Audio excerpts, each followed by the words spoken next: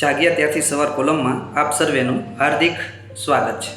મિત્રો, આજકાલ સમાજમાં જોઈએ તો દિન પ્રતિદિન આત્મહત્યાના કેસ વધતા જાય છે। ક્યારેક સામૂહિક આત્મહત્યા થતી પણ જોવા મળે છે।